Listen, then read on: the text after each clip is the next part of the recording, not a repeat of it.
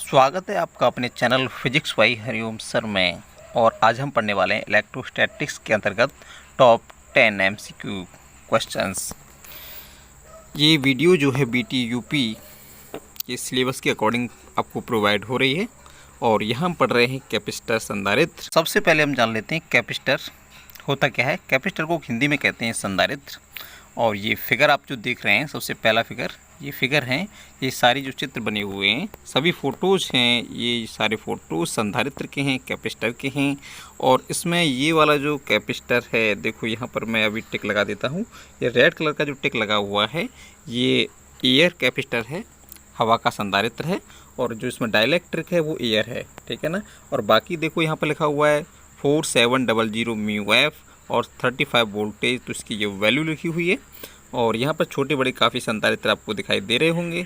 इधर 151 इस पर भी लिखा हुआ, ये भी कैपेसिटेंस है। तो सभी संधारित्र हैं, छोटे बड़े किस टाइप के होते हैं। और कोई एयर का है, ठीक है ना, कोई डाइलेक्ट्रिक पदार्थ में एयर भरा हुआ है और किसी में डाई इलेक्ट्रिक पदार्थ कुछ अदर है, ठीक है ना। तो ये थे संधारित्र। चलो अब शुरू करते हैं, ठीक है ना। तो अब पहला क्वेश्चन है, question number 1, fill in the blank. Question number 1 है ratio of force between two charges when placed in air then medium of relative permeability ER each, ठीक है ना। तो इसका हिंदी मीन्स है रेशियो फोर्स बिटवीन दोनों के बीच दोनों चार्जों के बीच जो बल का अनुपात है वो क्या होगा। अगर क्या है, अगर एयर में इसका परावैद्युतांक निकाला जाए, एयर के अकॉर्डिंग निकाला जाए, आपेक्षिक परावैद्युतांक निकाला जाए तो क्या होगा, ठीक है ना। तो एयर के लिए अगर निकाला जाए तो एयर के लिए इसकी वैल्यू क्या होती है, 1 होती है। तो इसका आंसर हो जाएगा ER बराबर 1, ठीक है ना। क्वेश्चन नंबर 2 है electric field due to a point charge is inversely proportional to fill in the blanks to the distance from the charge. तो इसमें ये पूछ रहा है इलेक्ट्रिक फील्ड वैद्युत बल क्या होगा किसके लिए, अगर उसकी जो दूरी है, दूरी के लिए, ठीक है ना। कोई बिंदु आवेश है और उस दूसरे आवेश के अकॉर्डिंग उसकी दूरी का जो बल होगा वो क्या होगा, ठीक है ना। तो जो R होता है आपने फॉर्मूला पढ़ा होगा, F बराबर क्या होता है, F बराबर Q1 Q2 upon R square. तो R जो होता है वो उसका स्क्वायर होता है, तो बल का स्क्वायर होता है R। ये दूरी डिस्टेंस पूछ रहा है तो यहाँ पर स्क्वायर आ जाएगा। क्वेश्चन 2 का 2 सही है। Question number 3, inside a hollow spherical conductor comma electric intensity is fill in the blanks. तो क्वेश्चन नंबर 3 में पूछ रहा है अगर कोई होलो स्फेरिकल है, कोई खोखला गोला है और वो कंडक्टर है, चालक है, और उसके अंदर की बात कर रहा है, उसके अंदर जो विद्युत तीव्रता होगी वो कैसी होगी। तो खोखला गोला होता है, उसके बाह्य पृष्ठ पर ही आवेश रहता है, अंदर आवेश नहीं होता है। तो यहाँ पर विद्युत जो तीव्रता है वो क्या हो जाएगी, 0 हो जाएगी।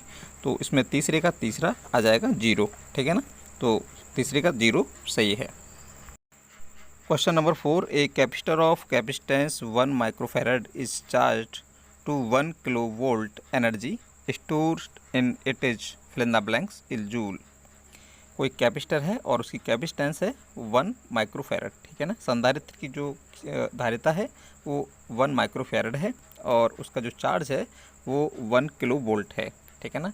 तो उसमें जो एनर्जी स्टोरेज होगी तो कितनी स्टोरेज होगी, तो वो होगी 20 जूल के बराबर, ठीक है ना। तो ये जूल में कन्वर्ट करा रहा है, ये एक न्यूमेरिकल है, ये फॉर्मूला इसमें अप्लाई कीजिएगा और इसका आंसर हो जाएगा 20 जूल।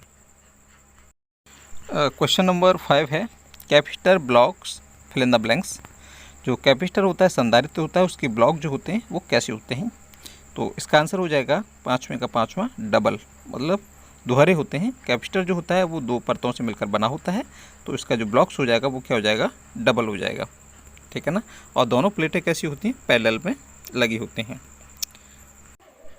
क्वेश्चन नंबर 6 है the energy storage in a capacitor lie in it is.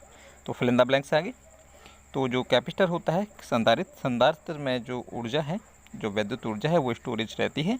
तो वो कैसी होती है आगे, तो वो इंक्रीज होती है, बढ़ जाती है, ठीक है ना। तो ये 6 फिल इन द ब्लैंक्स थे। और आगे बढ़ते हैं हम top 10 multiple choice questions. Question number 1 है when the distance between two charge is half the force between them become. तो क्वेश्चन नंबर 1 में पूछ रहा है डिस्टेंस अगर दो आवेशों के बीच की दूरी है वो आधी कर दी जाए तो उसके उन पर लगने वाला जो बल है वो कितना गुना हो जाएगा, ठीक है ना। तो यहाँ पर जो है कूलम का नियम लगेगा F बराबर Q1 Q2 upon R square, और आर की जब वैल्यू हम लगाएंगे तो वो लग जाएगी 1/2, और 1/2 का जब स्क्वायर करेंगे तो हो जाएगा 1/4, और 4 पहुँच जाएगा ऊपर, तो ये हो जाएगा 4 टाइम्स, ठीक है ना। तो पहले का ऑप्शन नंबर कौन सा सही है, सी सही है। Question number 2, there charge is equal to +2c are placed at the corner of an equilateral triangle. If the force between any two charges be F, then the net force of either will be. तो यहाँ question number 2 में पूछ रहा है 3 charge हैं, 3 आवेश हैं, और कोई एक ट्रायंगल है, एक त्रिभुज है, और वो त्रिभुज कैसा है, समबाहु त्रिभुज, और उसके तीनों कॉर्नर पर, तीनों कोनों पर कितना आवेश है, 2 कूलम आवेश है, 2 कूलम आवेश लगा हुआ है तीनों कॉर्नर पर। और तो ये पूछ रहा है कि उसके बीच में जो बल लगने वाला है, किन्हीं 2 आवेशों के मध्य जो बल लगेगा उसकी वैल्यू कितनी है। तो इसमें एक ट्रायंगल बना लेंगे और उसका हम पाइथागोरस से सॉल्व करेंगे और वो कूलम का लॉ अप्लाई करेंगे तो आंसर आ जाएगा, और दूसरे का डी ऑप्शन सही है। क्वेश्चन नंबर 3 है, 2 charge are placed at the certain distance apart.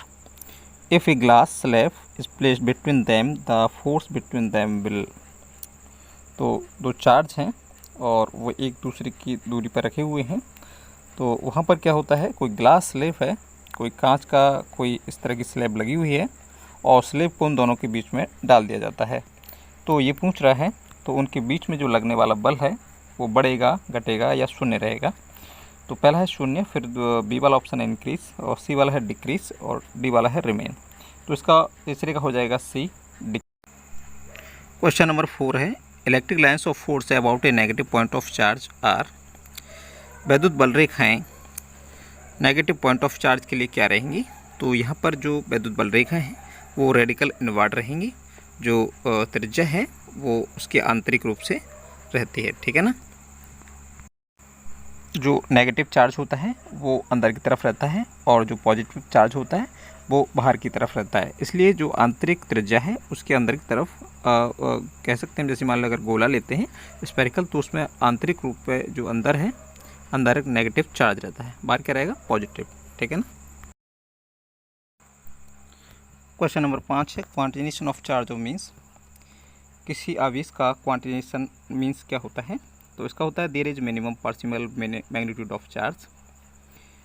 किसी की संभाव्य मैग्नीट्यूड आवेश की जो वैल्यू है वो क्या रहेगी, मिनिमम रहेगी, क्योंकि Q बराबर क्या है, NE है, और जो परिमाण हम निकालते हैं वो एक न्यूनतम वैल्यू होती है।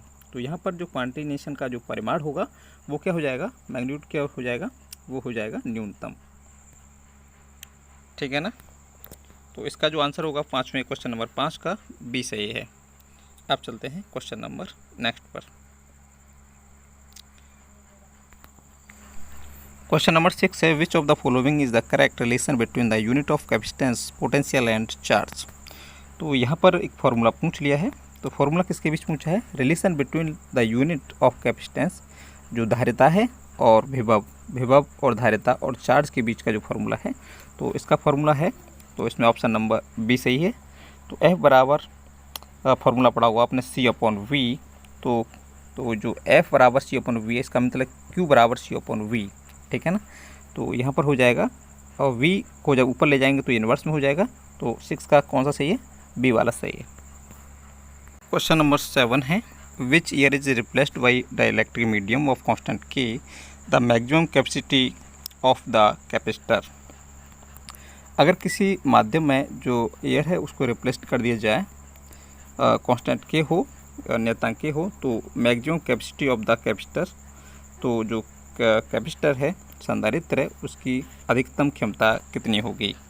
तो उसकी अधिकतम जो क्षमता हो जाएगी तो उसका ऑप्शन नंबर बी हो जाएगा, इंक्रीज हो जाएगी, ठीक है ना, K टाइम्स, K गुनी बढ़ जाएगी, ठीक है ना, अगर उसमें से क्या कर दिया जाए, एयर को रिप्लेस कर दिया जाए।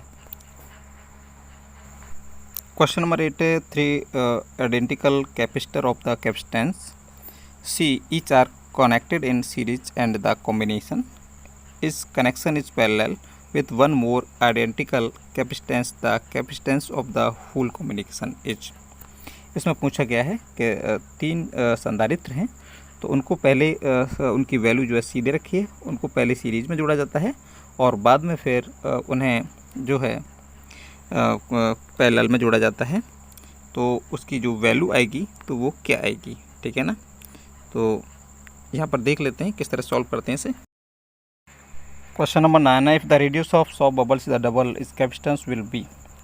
अगर साबुन के बबूला जो होता है, बबल्स होता है, उसको डबल कर दिया जाए, डबल हो जाए, तो उसकी जो कैपेसिटेंस है, जो उसकी क्षमता है, ठीक है ना, तो वो क्या हो जाएगी। तो इसका आंसर हो जाएगा अनचेंज सी। उसकी क्षमता बदलेगी नहीं, वही रहेगी, ठीक है ना। तो क्वेश्चन नंबर 9 का आंसर हो जाएगा सी। क्वेश्चन नंबर 10 है, the radius of the earth is 6400 kilometre, the capacitance of the earth is. पृथ्वी की जो त्रिज्या है 6400 किलोमीटर है, तो ये पूछ रहा है तो उसकी जो कैपेसिटेंस है, जो उसकी क्षमता है, वो कितनी हो जाएगी, ठीक है ना। तो ये एक न्यूमेरिकल है, इसमें फॉर्मूला लगाएंगे कैपेसिटेंस का, तो आंसर आ जाएगा क्वेश्चन नंबर 10 का बी, 711 माइक्रोफैरड, ठीक है ना। तो ये थे टॉप 10 क्वेश्चंस जो अभी हमने समझे, और इसी टाइप के क्वेश्चंस अगर आप देखना चाहते हैं, पढ़ना चाहते हैं, तो चैनल को सब्सक्राइब कर लीजिएगा, और अगर वीडियो अच्छी लगी है तो लाइक कीजिएगा और अपने फ्रेंड्स में, मित्रों में इसको शेयर कीजिएगा। तो बहुत बहुत धन्यवाद।